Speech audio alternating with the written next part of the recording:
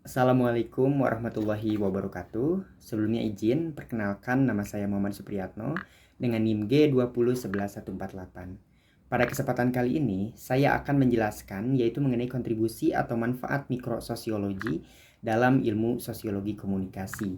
Yang dimana materi yang akan saya bahas pada video kali ini yaitu berasal dari salah satu jurnal dalam bahasa Inggris dengan judul aslinya yaitu An Overview of Major Microsociological Contribution in the Field of Sociology of Communication oleh Kire Sarlamanov gitu, yang dimana beliau sendiri merupakan profesor ilmu sosiologi di Universitas Internasional Balkan.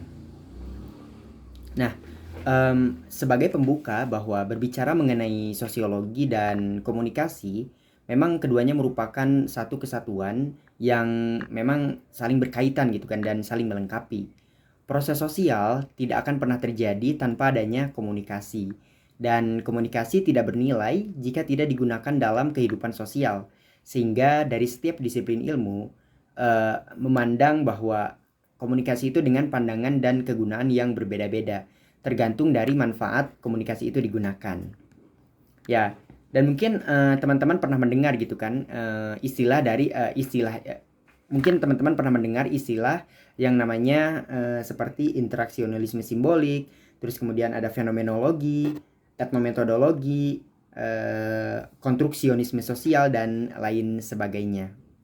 Nah, istilah-istilah tersebut merupakan suatu penggabungan ilmu pengetahuan untuk meneliti kehidupan sosial gitu, yang dimana ilmu-ilmu tersebut masuk ke dalam ilmu mikrososiologi yang penelitiannya itu dilakukan pada ruang lingkup sosial yang berskala kecil, seperti misalkan penelitian antar individu, kelompok kecil, dan lain sebagainya. Nah, penelitian-penelitian dari cabang ilmu tersebut memiliki kontribusi yang signifikan dalam ilmu sosiologi komunikasi. Hal tersebut akan saya bahas melalui poin-poin yang akan saya paparkan ataupun kelompokkan berdasarkan pada pembahasan jurnal karya Sarlamanov ini. Nah, jadi ada beberapa poin yang akan saya jelaskan dari jurnal tersebut, yaitu pertama mengenai komunikasi merupakan aksi sosial gitu kan. Dan yang kedua, tindakan komunikasi merupakan tindakan bersama. Ketiga, transformasi komunikasi dari tindakan sosial menjadi aksi sosial. Dan keempat, yaitu pendekatan fenomenologi dalam ilmu komunikasi. Baik, langsung saja yang pertama yaitu mengenai komunikasi yang merupakan suatu aksi gitu kan. Suatu aksi atau tindakan dalam kehidupan sosial. Nah, berbicara mengenai aksi atau tindakan sosial, apa sih yang dimaksud dari istilah tersebut? Ya baik, jadi singkatnya aksi atau tindakan sosial itu merupakan suatu penggabungan, merupakan suatu respon gitu kan dari adanya interaksi antar aktor sosial, dan tindakan tersebut ditujukan kepada sesama mereka yang memiliki hubungan interaksi, dan tindakannya pun dapat berupa tindakan positif maupun negatif. Jadi tergantung dari sumber tindakan itu terjadi. Seperti itu. Nah, di sini ilmu sosiologi menilai bahwa tindakan sosial merupakan suatu pertukaran simbol dari antar aktor sosial gitu kan, atau pertukaran pesan. Nah, dalam jurnal ini ada yang menurut saya itu menarik gitu, bahwa setiap komunikasi itu adalah tindakan sosial. Akan tetapi setiap tindakan sosial tidak selalu sama dengan komunikasi. Nah, mengapa demikian? Karena dalam suatu tindakan sosial itu memang perlu adanya komunikasi gitu kan. Akan tetapi dalam tindakan tersebut komunikasi yang terjalin tidak selamanya efektif atau berjalan dengan baik, yang sehingga di sini komunikasi dikatakan sebagai suatu tindakan sosial tertentu gitu. Dan yang kedua yaitu mengenai tindakan komunikasi merupakan tindakan bersama gitu kan. Jadi saya sepakat bahwa komunikasi itu memang suatu tindakan sosial bersama yang di dalamnya terdapat suatu pengertian dengan merespon pernyataan-pernyataan satu sama lain. Dan tidak hanya itu gitu kan. Tindakan komunikasi sebagai tindakan bersama juga dapat dilihat dari hubungan antar sesama manusia, seperti misalkan berdagang, belajar, bermain, dan lain sebagainya. Nah, itu kan di dalamnya terdapat suatu aksi atau tindakan antar aktor sosial yang memiliki makna serta tujuan tertentu dari komunikasi yang diciptakan bersama-sama gitu. Ya, dan ketiga yaitu mengenai transformasi komunikasi dari tindakan sosial menjadi aksi sosial. Ya, menjadi maksud saya ketiga itu terkait transformasi komunikasi dari tindakan sosial menjadi interaksi sosial, maksud saya, mohon maaf. Nah, sebelumnya saya di sini mengatakan kepada teman-teman semua bahwa tindakan itu merupakan suatu interaksi yang dilakukan antar individu, sehingga dapat dikatakan juga bahwa interaksi sosial itu pasti melibatkan suatu tindakan bersama yang di dalamnya terdapat nilai-nilai simbolik gitu.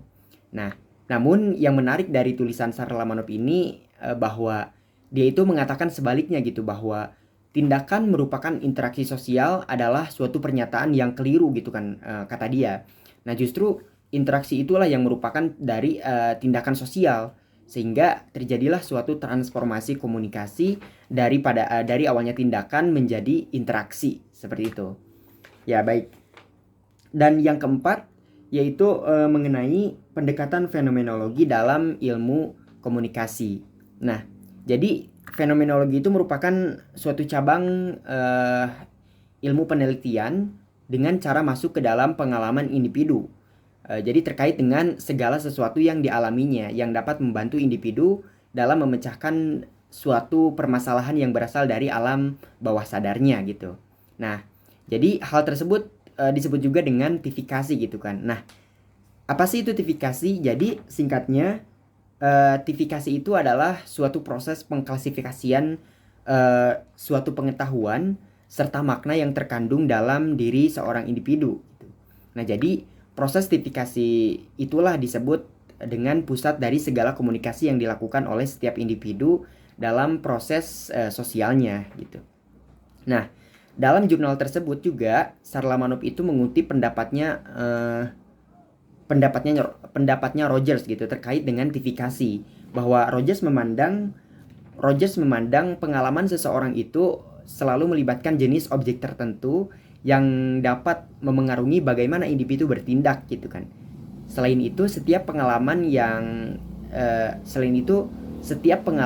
yang dialami oleh individu juga yang dialami oleh individu dengan objeknya itu dipandang sesuai dengan apa yang mereka pahami, yang berdasarkan pada analisis karakteristik berbagai macam objeknya gitu kan. Nah, kemudian Rogers juga menyatakan bahwa setiap individu juga tidak selamanya terpacu pada pandangan mereka terkait objeknya gitu kan. Akan tetapi pandangan tersebut juga selalu dipengaruhi oleh pandangan aktor sosial lainnya gitu kan. Nah, mungkin itu saja yang dapat saya paparkan dalam video penjelasan kali ini. Dan saya pribadi berharap gitu kan kepada teman-teman yang mendengarkan video penjelasan dari saya ini dapat menambahkan wawasan pengetahuan khususnya dalam bidang sosiologi komunikasi. Nah, jadi sebagai penutup di sini saya akan mengucapkan terima kasih sebelumnya kepada dosen saya, yaitu dosen sosiologi saya, Ibu Agustina M. Purnomo, yang telah memberikan tugas ini kepada saya sebagai tugas UTS. Oleh karenanya dengan ini saya bisa belajar gitu kan, dan setidaknya memahami tentang materi yang telah saya bahas gitu kan. Dan semoga dengan apa yang saya paparkan ini mendapatkan nilai yang saya harapkan, baik itu dalam segi penilaian ataupun dalam segi pengetahuan gitu ya. Saya akhiri, wabillahi taufiq walhidayah, wassalamualaikum warahmatullahi wabarakatuh.